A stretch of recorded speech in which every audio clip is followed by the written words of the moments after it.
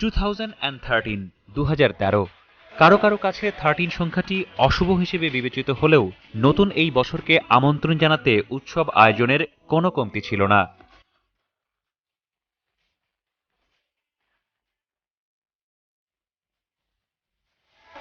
পুরাতনকে পেছনে ফেলে নতুনকে স্বাগত জানাতে বাঁধভাঙা উচ্ছ্বাস আর আনন্দের জোয়ারে মেতেছিল ঢাকা বিশ্ববিদ্যালয়ের শিক্ষার্থীরা।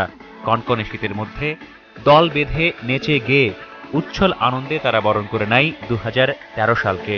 মধ্যরাতে ঘড়ির সব কাঁটা এক বিন্দুতে আসার সাথে সাথেই শুরু হয় আনন্দযজ্ঞ, যা চলে শেষ রাত পর্যন্ত। নতুন বছরের নতুন দিন সবকিছু নতুন করে শুরু করার আহ্বান জানায়, আর তাই এ বছরকে ঘিরে সুন্দর স্বপ্ন সবার।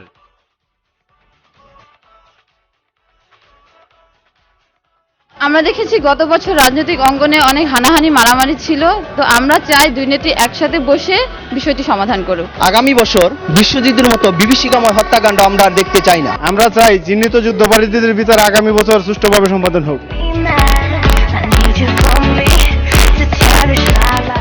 পুরাতন বছরকে বিদায় জানিয়ে নতুন বছরকে উৎসব আয়োজনে বরণ করার সংস্কৃতি পাশ্চাত্যের। সময়ের হাত ধরে সেই কৃষ্টি অনেক আগেই মিশে গেছে আমাদের সংস্কৃতিতে। তারুণ্যের উচ্ছ্বাসে যা প্রতি বছরই পাচ্ছে নতুন মাত্রা। গত কয়েক বছরের মতো 31st নাইটকে ঘিরে এবছরও ছিল আইন শৃঙ্খলা রক্ষাকারী বাহিনীগুলোর কড়া নজরদারি। কিন্তু তারপরও তরুণরা তাদের নিজেদের মতো করে তাদের নিজস্ব ঢঙে বরণ করে নিল নতুন বছর 2013 সালকে।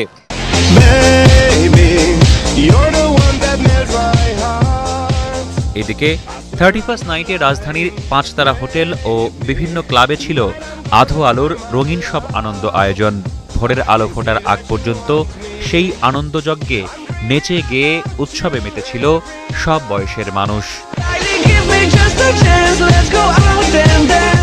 রাহাত মিনহাজ, ATN বাংলা, ঢাকা।